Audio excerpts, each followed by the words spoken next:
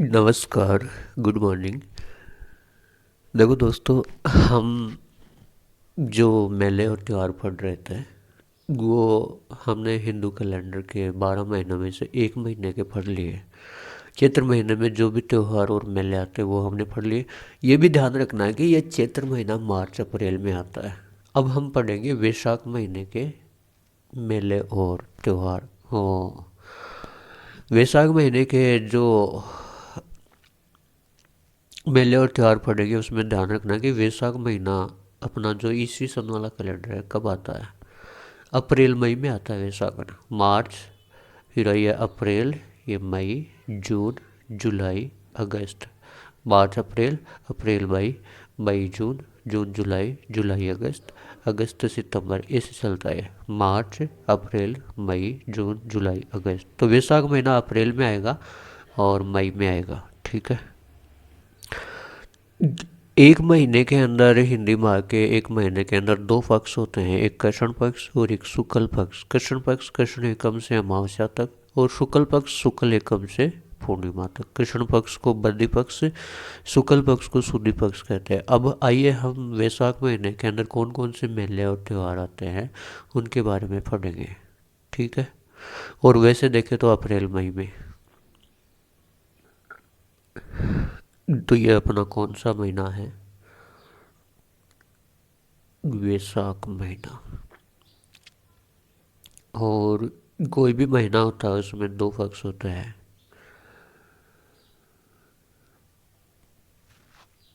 एक कृष्ण पक्ष। कृष्ण पक्ष कृष्ण पक्ष आता है अपना कृष्ण एकम से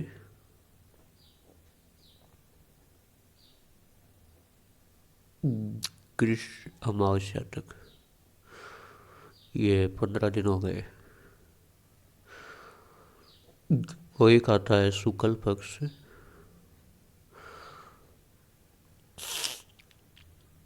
ये आएगा अपना शुक्ल एकम से लेकर के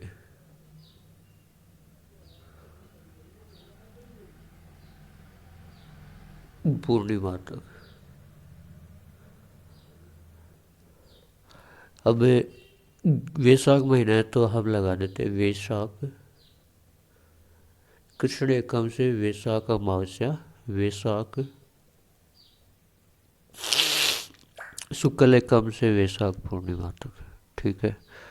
अब देखो दोस्तों, ये जो कृष्ण पक्ष है इसमें कोई भी मेला और त्यौहार नहीं है। हम शुक्ल पक्ष के अंदर जो भी मेले और त्यौहार आएंगे उनके बारे में बात करेंगे। तो शुक्ल पक्ष में कौन कौन से मेले और त्यौहार आएंगे? वैशाख शुक्ला तृतीया, वैशाख शुक्ल तृतीया, वैशाख शुक्ल तृतीया। इस दिन हम क्या मनाते हैं? आखा तीज, या इसको अक्षय तृतीया भी बोलते हैं। अक्षय तृतीया। इसके बाद में हम बात करेंगे वैशाख शुक्ल, वैशाख शुक्ल चतुर्थी। वैशाख शुक्ल चतुर्थी को क्या होता है? एक मेला आता है उसको बोलते हैं मनखारो मेला।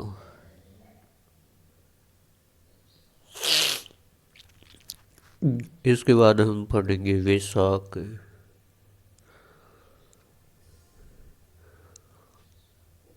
शुक्ल एकादशी, वैशाख शुक्ल एकादशी।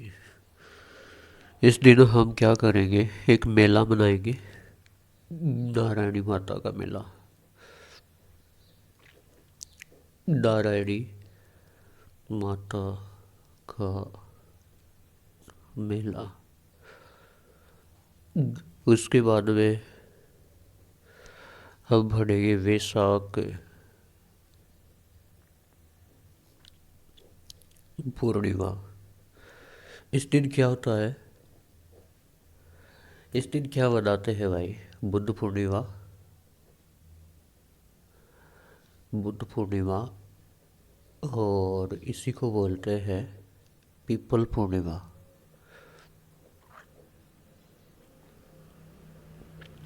पीपल पूर्णिमा। अब वैशाख पूर्णिमा के दिन बहुत सारे मेले लगते हैं। मातृकुंडिया महादेव का मेला, इनके बारे में डिटेल में पढ़ेंगे हम। मातृ कुंडिया महादेव मेला।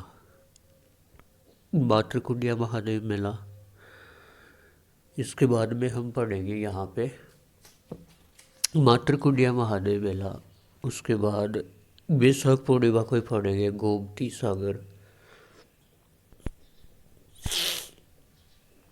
गोमती सागर पशु मेला। वैशाख पूर्णिमा के दिन ही हम देखेंगे गौतमेश्वर। गौतमेश्वर मेला। वैशाख पूर्णिमा के दिन ही हम पढ़ेंगे भूरिया बाबा का मेला। भूरिया बाबा का मेला। वैशाख पूर्णिमा के दिन ही हम पढ़ेंगे डिग्गी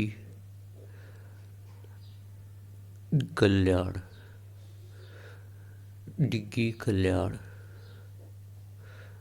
जी का मेला। डिग्गी कल्याण जी का मेला। और वैशाख पूर्णिमा के दिन ही हम पढ़ेंगे बाणगंगा का मेला। बाणगंगा का मेला। तो अब देखिए कि वैशाख वैशाख महीना है, उसके कृष्ण पक्ष में कोई मेला और त्यौहार नहीं है। शुक्ल पक्ष के जो 15 दिन होते हैं उसके अंदर मेले और त्यौहार पड़ेंगे। वैशाख शुक्ला तृतीया को आखा तीज, चतुर्थी को मनखारो मेलो, एकादशी को नारायणी माता का मेला, पूर्णिमा को बुद्ध पूर्णिमा या पिपल पूर्णिमा, और वैशाख पूर्णिमा के दिन ये 6 मेले पड़ते हैं। मातरकुंडिया, गोमती सागर, गौतमेश्वर, भूरिया बाबा, डिग्गी कल्याण जी और बाणगंगा का मेला। ध्यान रखिएगा 3, 4, 11, 15। तीसरा दिन, चौथा दिन, 11वां दिन, 15 दिन। 3, 4, 11, 15 ये 4 ही दिन हैं वैशाख महीने के शुक्ल पक्ष में। इनको हम त्यौहार और मेले पढ़ेंगे। वैशाख शुक्ला तृतीया, चतुर्थी, एकादशी और पूर्णिमा। तृतीया, चतुर्थी, एकादशी को 11 भी बोलते हैं। तृतीया, चतुर्थी, एकादशी और पूर्णिमा। अब तृतीया है तो इस सीधा इसके नाम के आधार पर है आखा तीज। तृतीया तीज। चतुर्थी मिनखारो मेलो। एकादशी नारायणी माता का मेला। पूर्णिमा बुद्ध पूर्णिमा या पीपल पूर्णिमा। याद रख लीजिए इनको एक साथ। वैशाख शुक्ला चतुर्थी आखा तीज, अक्षय तृतीया। वैशाख शुक्ला चतुर्थी मिनखारो मेलो। वैशाख शुक्ला एकादशी नारायणी माता का मेला। वैशाख पूर्णिमा बुद्ध पूर्णिमा, पीपल पूर्णिमा। वैशाख शुक्ला तृतीया आखा तीज। वैशाख शुक्ला चतुर्थी मिनखारो मेलो। वैशाख शुक्ल एकादशी नारायणी माता का मेला। वैशाख पूर्णिमा बुद्ध पूर्णिमा या पीपल पूर्णिमा। इनको बार बार बोलो, याद हो जाएगा। वैशाख शुक्ल तृतीया आखा तीज, अक्षय तृतीया। वैशाख शुक्ल चतुर्थी मिनखारो मेलो। वैशाख शुक्ल एकादशी नारायणी माता का मेला। वैशाख पूर्णिमा बुद्ध पूर्णिमा या पीपल पूर्णिमा। और वैशाख पूर्णिमा के दिन ये 6 मेले बढ़ते हैं। मातृकुंडिया, गोमती सागर, गौतमेश्वर, भूरिया बाबा, डिग्गी कल्याण जी और बाणगंगा का मेला। अब इनके एक एक के बारे में बात करते हैं। तो सबसे पहले हम देखते हैं आखा तीज अक्षय तृतीया। ये बनाया जाता है वैशाख शुक्ल, वैशाख शुक्ल तृतीया। ठीक है।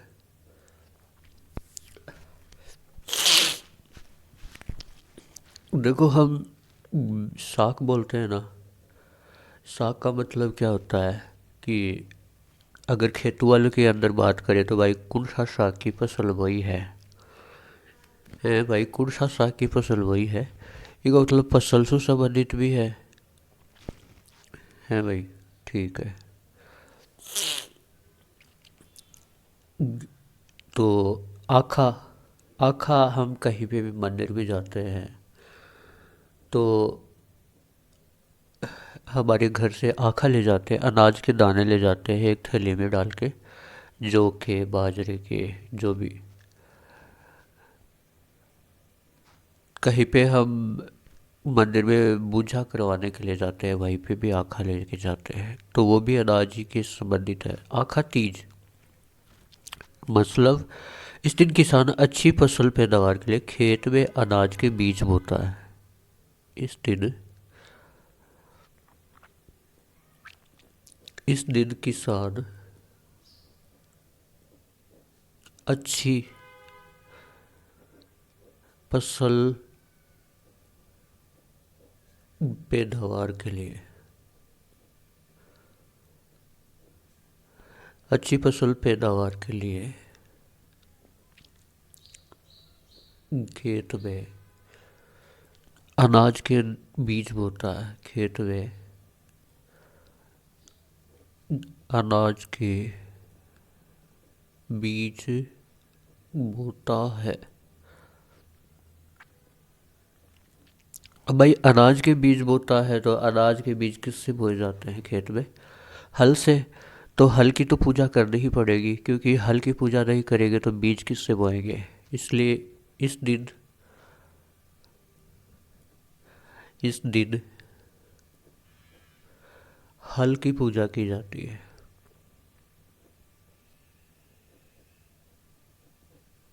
पूजा की जाती है।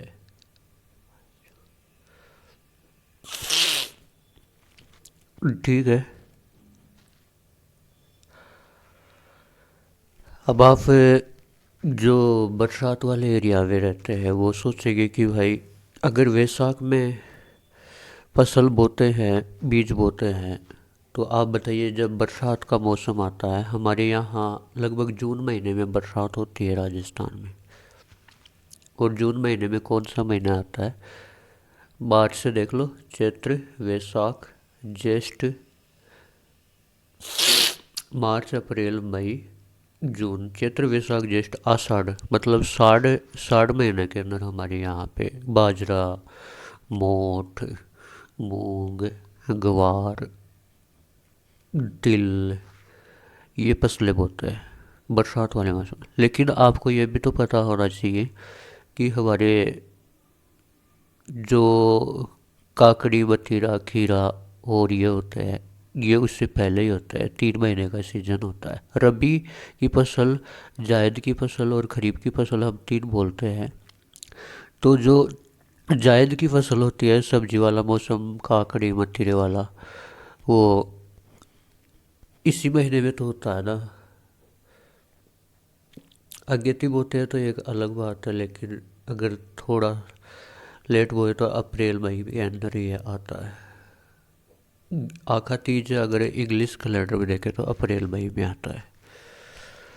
तो लोग सब्जी वब्जी थोड़ी पहले ही बो लेते हैं ना बरसात से, तो ये अप्रैल मई के अंदर आ जाएगा। हालांकि हमारी बरसात तो जून में होती है। तो देख लो, वैशाख से चैत्र, वैशाख, ज्येष्ठ, आषाढ़, आषाढ़ में हमारी बरसात होती है। बरसात वाली जो खरीफ की फसल होती है वो तो हम आषाढ़ में बोते हैं, लेकिन उससे पहले काकड़ी वगैरह सब्जी की फसल हम बो लेते हैं आखा तीज के दिन ही। ठीक है, ऐसे इसको याद रखना। तो आखा तीज के दिन किसान अच्छी फसल के लिए खेत में अनाज के बीज बोता है। इस दिन हल की पूजा की जाती है। और देखिएगा, इस दिन परशुराम जयंती मनाई जाती है। इस दिन इस दिन परशुराम जयंती मनाई जाती है। इस दिन परशुराम जी की जयंती मनाई जाती है। जयंती का मतलब होता है उनका जन्म दिवस। इस दिन परशुराम जी का जन्म हुआ था, इसीलिए तो परशुराम जयंती मनाई जाती है। इस दिन परशुराम जी की जयंती मनाई जाती है। आखा तीज के दिन उनका जन्म आखा तीज के दिन ही हुआ था, परशुराम जी का। ठीक है। और ये जो लाइन है ये सब जानते हैं कि आखा तीज को अबुझ सवा कहते हैं। इस दिन सर्वाधिक विवाह है और बाल विवाह इसी दिन होते हैं।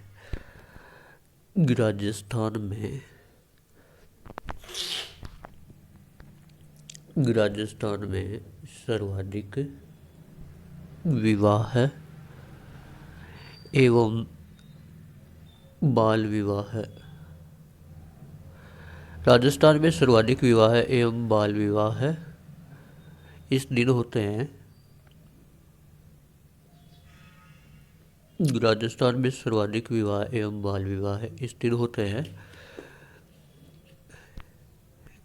राजस्थान में सर्वाधिक विवाह एवं बाल विवाह इस दिन होते हैं, इसलिए इसे अबूझ सावा कहते हैं। मतलब अबूझ सावा कहते हैं मतलब पंडित से मुहूर्त कराने की जरूरत नहीं है। ये दिन अपने आप में वैसे शुभ माना जाता है, किसी को पूछने की जरूरत नहीं। इस दिन कोई भी शादी कर सकता है। ये अबूझ सावा है, किसी को पूछने की जरूरत भी नहीं पड़ती है। सर्वाधिक बाल विवाह और विवाह है इस दिन होते हैं। किस दिन? आखा तीज के दिन। और बताओ राजस्थान में कहाँ पे सर्वाधिक बाल विवाह होते हैं? तो बाल विवाह की दृष्टि से बाल विवाह की दृष्टि से बताओ राजस्थान का कौन सा जिला फर्स्ट है और कौन सा सेकंड है? बाल विवाह की दृष्टि से प्रथम स्थान पे कौन सा जिला है? बताइए, बताओ बताओ बताओ। बूंदी। और सेकंड स्थान पे कौन है भाई? बाल विवाह की दृष्टि से कौन अपने बच्चों का छोटी उम्र में विवाह करते हैं? करते तो बहुत है, लेकिन फर्स्ट स्थान पे बूंदी है और द्वितीय स्थान पे भीलवाड़ा है। ये सबसे ज़्यादा बाल विवाह करते हैं। ठीक है भाई। इस दिन बीकानेर का स्थापना दिवस मनाया जाता है। आखा तीज के दिन बीकानेर का स्थापना दिवस मनाया जाता है। बीकानेर का स्थापना दिवस मनाया जाता है। आखा तीज के दिन ही बीकानेर का स्थापना दिवस मनाया जाता है। जो ग्राम जोधा थे उनके पुत्र बीका ने बीकानेर की स्थापना की थी। कब की थी भाई? 1488 के अंदर, 1488 ईस्वी में। लेकिन किस दिन की थी? आखा तीज के दिन ही की थी। इस दिन युगों में बदलाव होता है। ये बात बहुत ही अच्छी लगी ना। अब किसी को तो समझ में नहीं आया होगा कि युगों में बदलाव कैसे होता है। इस दिन युगों में युगों में बदलाव होता है। युगों में बदलाव होता है। बहुत गहरी बात है ये। युगों में बदलाव आपने सुना होगा कि सतयुग आया था, फिर त्रेता युग आया था, फिर अलग अलग मतलब 4 युग माने जाते हैं। सतयुग, त्रेता युग हैं, और भी युग आया, द्वापर युग, कलयुग। तो 4 प्रकार के युग माने जाते हैं। उनमें हम जो चौथा सबसे लास्ट वाला युग है उसमें चल रहे हैं, कलयुग के अंदर। तो युगों में बदलाव इसी दिन होता है, चाहे वो कितने हजारों साल बाद में दूसरा युग चेंज हो, लेकिन वो होगा तो आखा तीज के दिन ही होगा चेंज। अब जैसे कलयुग चल रहा है तो कलयुग के बाद सतयुग आएगा, तो वो आखा तीज के दिन ही कलयुग से सतयुग चेंज होगा। अब ऐसा माना जाता है कि कलयुग में भगवान विष्णु कलिक का अवतार लेंगे और पापियों का नाश करेंगे। इसके बाद में सतयुग आएगा। ठीक है। तो युगु मतलब सतयुग से अगर हम त्रेता युग में आते हैं तो आखा तीज के दिन ही होगा। त्रेता युग से द्वापर युग में आएंगे तो आखा तीज के दिन ही आएंगे। द्वापर युग से अगर हम कलयुग में आएंगे तो आखा तीज के दिन आएंगे। अब कलयुग चल रहा है, इसके बाद में सतयुग आएगा, तो ये आखा तीज के दिन ही आएगा। ये है युगों में बदलाव का दिन, आखा तीज का दिन। तो देखो क्या क्या पढ़ा हमने आखा तीज को। आखा का मतलब अनाज है, तो अनाज से संबंधित बात कर लेते हैं कि सारा अच्छी फसल पैदावार के लिए खेत में अनाज के बीज बोता है, और अनाज बोएगा तो हल की पूजा करेगा ही करेगा। इसी दिन भगवान परशुराम जी, जो भगवान विष्णु के छठवें अवतार हैं, उनका जन्मदिन मनाया जाता है, उनकी जयंती मनाई जाती है। आखा तीज को सब जानते हैं कि सबसे ज़्यादा बाल विवाह और विवाह इस दिन होते हैं। अबूझ सावा है, किसी को पूछने की जरूरत नहीं है। सबसे ज़्यादा बाल विवाह है बूंदी में, और सेकंड स्थान पे भीलवाड़ा है। और बीकानेर का स्थापना दिवस आखा तीज है, और आखा तीज के दिन ही युगों में बदलाव होता है। ये है आखा तीज की बात। अब आगे देखिएगा। आखा तीज के बाद में हम आगे पढ़ेंगे मनखारो मेलो। मिनखारो मेला। मिनखा का मेला इसको क्यों बोलते हैं भाई, बताओ। वैशाख शुक्ल चतुर्थी, वैशाख शुक्ल चतुर्थी, वैशाख शुक्ल चतुर्थी।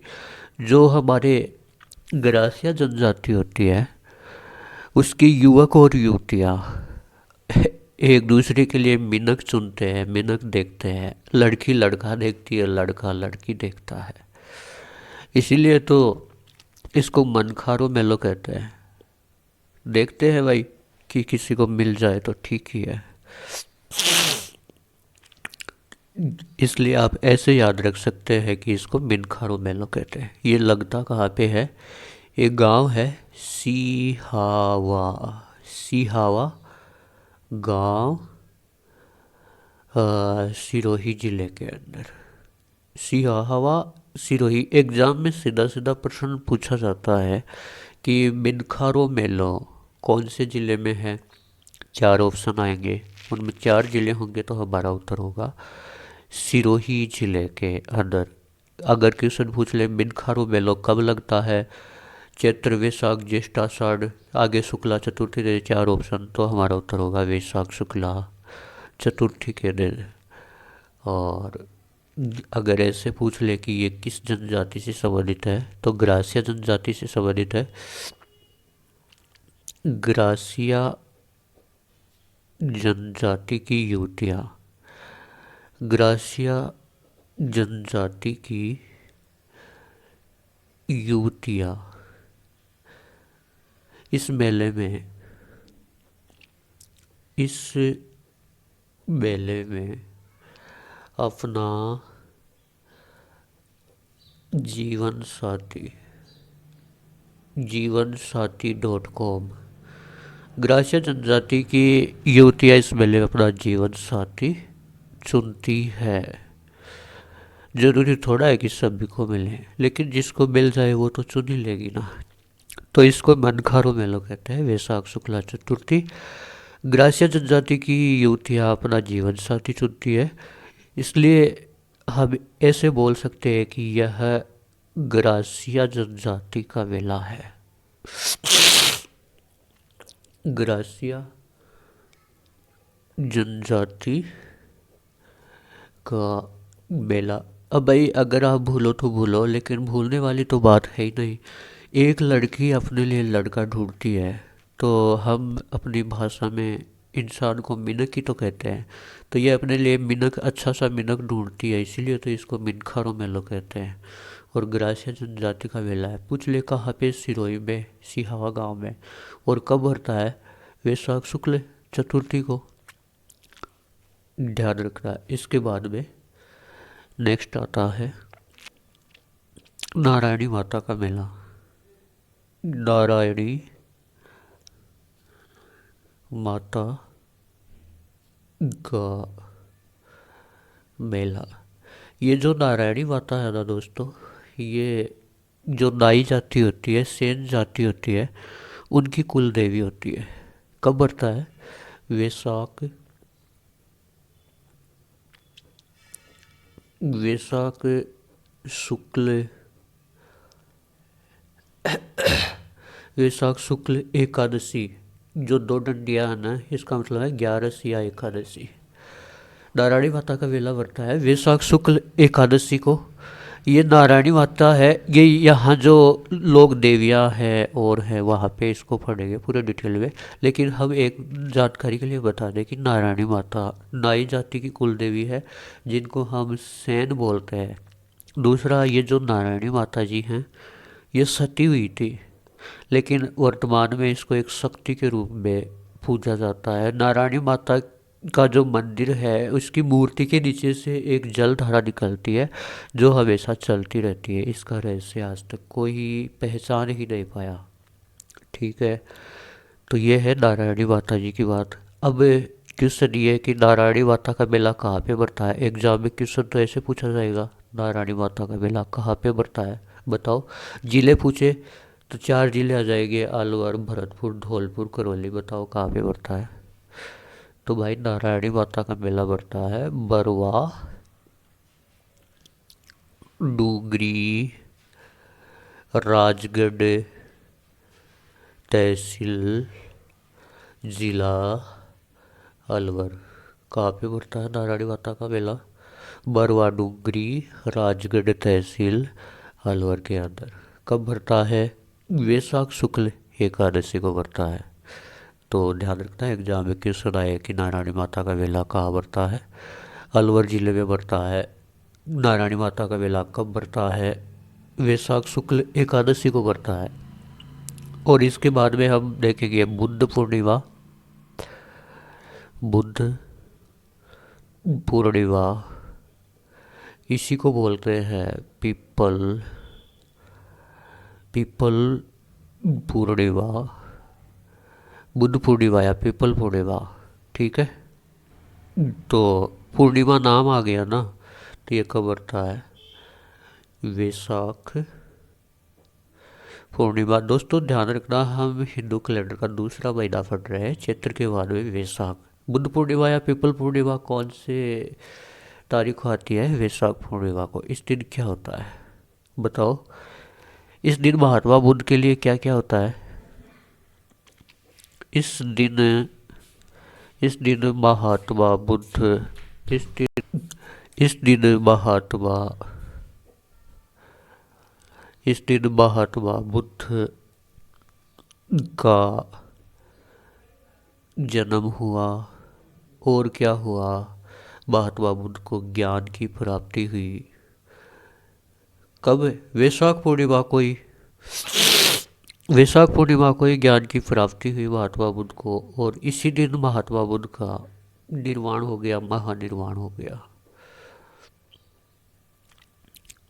इसी दिन उन्होंने अपने शरीर को छोड़ा था। तो देखो, महात्मा बुद्ध का जन्म भी इसी दिन, ज्ञान की प्राप्ति भी इसी दिन, और निर्माण भी इसी दिन हुआ। और वैशाख पूर्णिमा को क्या हुआ, भारत ने पहला परमाणु परीक्षण किया। भारत ने पहला परमाणु परीक्षण, भारत ने पहला परमाणु परीक्षण इसी दिन किया, इसी दिन किया। इस समय हमारी प्रधानमंत्री इंदिरा गांधी थी, और इंदिरा गांधी जी ने ये परमाणु परीक्षण करवाया था। और बात है 1974 की। तो बुद्ध पूर्णिमा, पीपल पूर्णिमा, वैशाख पूर्णिमा, महात्मा बुद्ध का जन्म, ज्ञान की प्राप्ति, निर्वाण, भारत ने पहला परमाणु परीक्षण किया। अब वैशाख पूर्णिमा के दिन लगने वाले 5-6 मेले हैं, उनको देख लेंगे। वैशाख पूर्णिमा, वैशाख पूर्णिमा के दिन लगने वाले मेले। और पहला है मातृकुंडिया,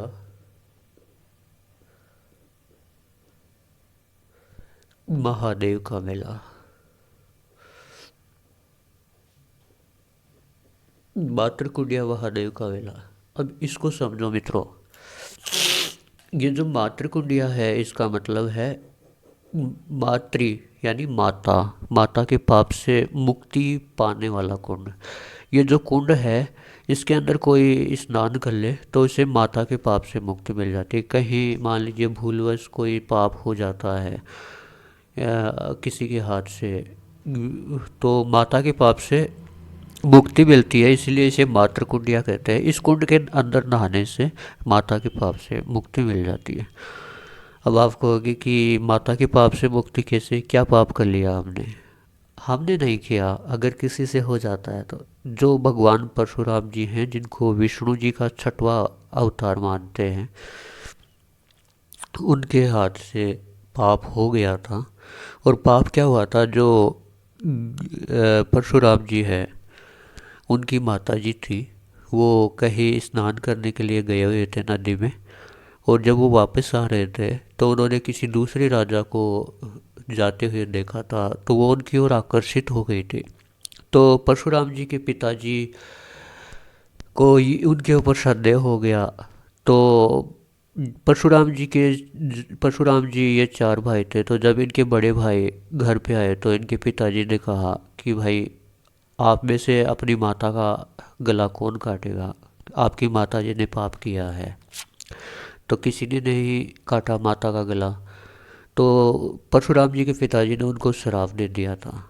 फिर परशुराम जी आए तो परशुराम जी ने अपनी माता का गला काट दिया था, तो पाप हो गया ना।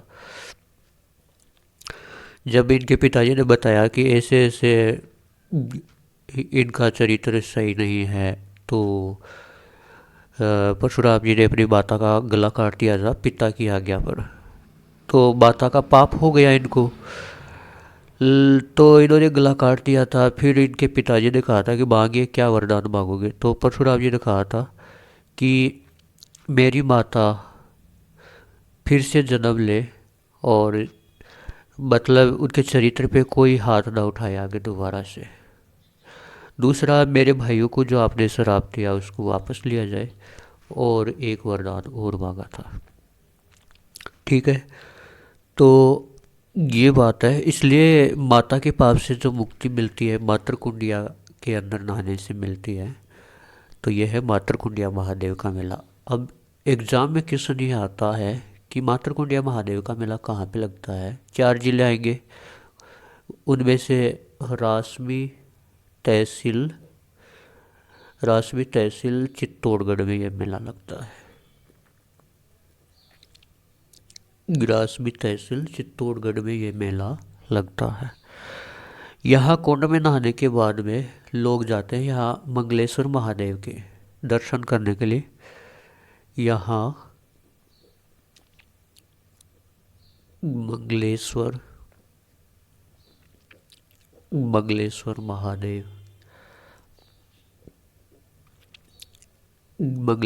महादेव की प्रतिमा है चित्तौड़गढ़ में। ठीक है, तो मातृ कुंडिया महादेव का मेला वैशाख पूर्णिमा को लगता है रास में चित्तौड़गढ़ में। यहाँ मंगलेश्वर महादेव की प्रतिमा है। और इसके बारे में क्या है कि मातृ कुंडिया से क्या हुआ था, 1921 में एक ही आंदोलन की शुरुआत। 1921 में एक ही आंदोलन की शुरुआत इसी मेले से हुई थी, इसी मेले से हुई थी। और क्या है इसके बारे में खास, इसे मेवाड़ का हरिद्वार कहते हैं। एग्जाम में क्वेश्चन आ जाए कि मेवाड़ का हरिद्वार किसे कहते हैं, तो मातृ कुंडिया मेला चित्तौड़गढ़, इसे मेवाड़ का हरिद्वार कहते हैं। इसे मेवाड़ का हरिद्वार कहते हैं। ऐसा माना जाता है, हरिद्वार इसलिए कहते हैं, ऐसा माना जाता है कि मेवाड़ के लोग जो हरिद्वार में अपने पूर्वजों की अस्थियां नहीं ले जा सकते, वो मेवाड़ के अंदर ही मातृकुंडिया का जो कुंड है वहाँ पे अपने पूर्वजों की अस्थियाँ विसर्जन कर सकते हैं मेवाड़ के जो लोग हैं वो, इसलिए इसे मेवाड़ का हरिद्वार कहते हैं। ठीक है। गोमती सागर, गोमती सागर पशु मेला, गोमती सागर पशु मेला,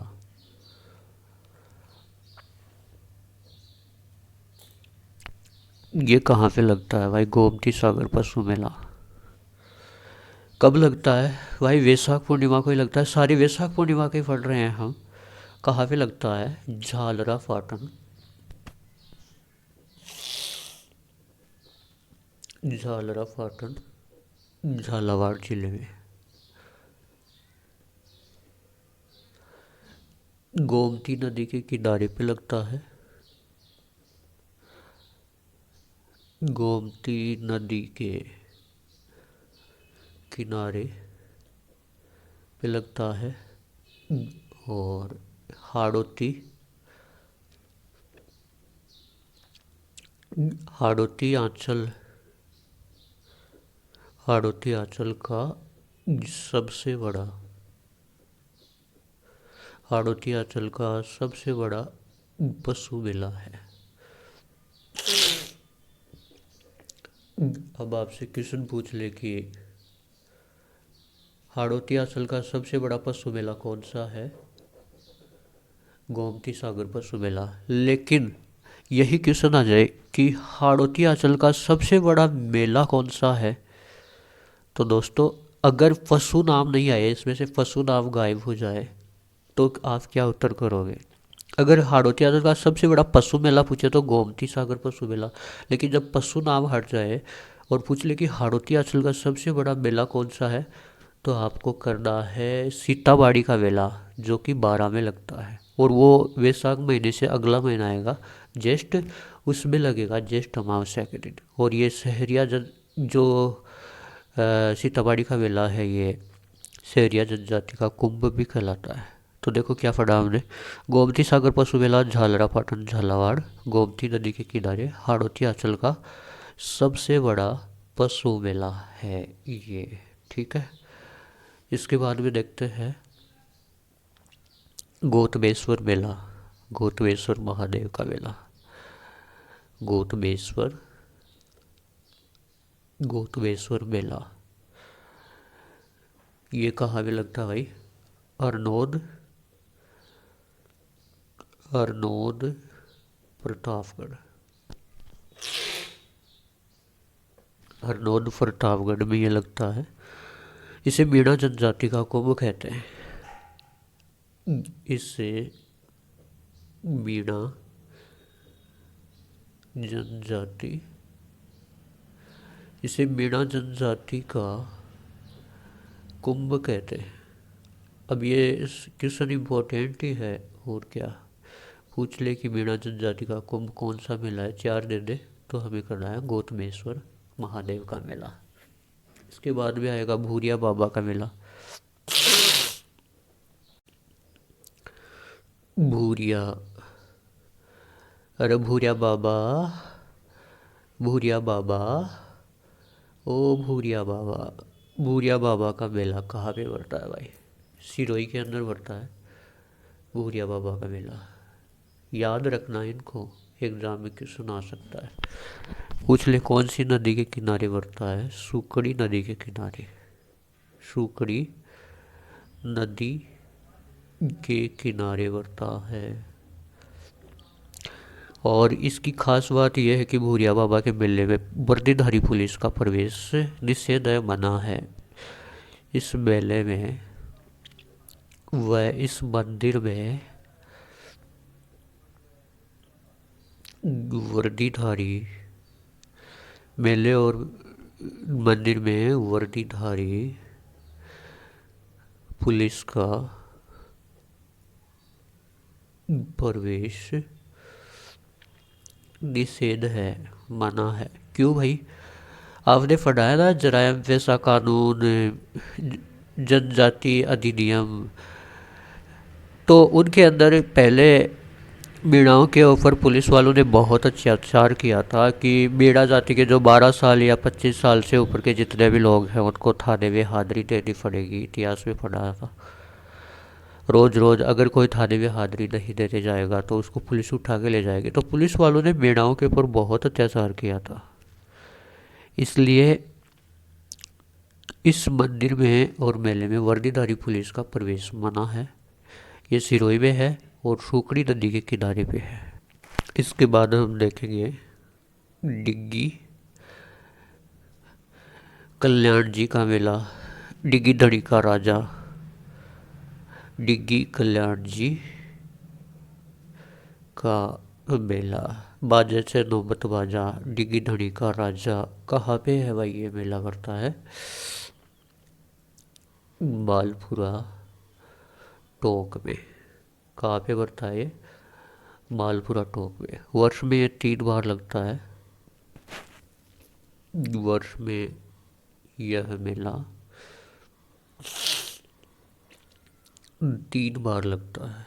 3 बार लगता है। एक तो हम जो पढ़ रहे हैं वैशाख पूर्णिमा उसी को लगता है। वैशाख पूर्णिमा के मेले तो हम पढ़ रहे हैं ना। वैशाख पूर्णिमा। एक ये भरता है श्रावण अमावस्या को। श्रावण में हरा ही हरा होता है, बरसात होती है, इसलिए इसको हरियाली अमावस्या बोलते हैं। हरियाली अमावस्या। और एक ये बढ़ता है भाद्रपद शुक्ला एकादशी। भाद्रपद शुक्ल एकादशी को बढ़ता है, जिसको जल झूलनी एकादशी बोलते हैं। जल झूलनी एकादशी। तो डिग्गी धड़ी के राजा का मेला मालपुरा टोक में 3 बार बढ़ता है। वैशाख पूर्णिमा, श्रावण अमावस्या और भाद्रपद शुक्ला एकादशी को बढ़ता है। और वैशाख पूर्णिमा के दिन एक मेला और बढ़ता है, बाणगंगा का मेला। और ये कहाँ पे बढ़ता है भाई? बेराट में। बेराट कहाँ पे है? जयपुर में। और जिलों का विभाजन होने के बाद कोटपुतली बहरोड में। कोटपुतली बहरोड में। और इसी के साथ दोस्तों हमारा जो वैशाख महीना था वो कंप्लीट होता है। वैशाख कंप्लीट होता है। वैशाख महीने के मेले और जो त्यौहार है वो हमने कंप्लीट पढ़ लिए। इसके बाद अगला महीना पढ़ेंगे ज्येष्ठ महीना। तो इस क्लास में इतना ही। जय हिंद, जय भारत।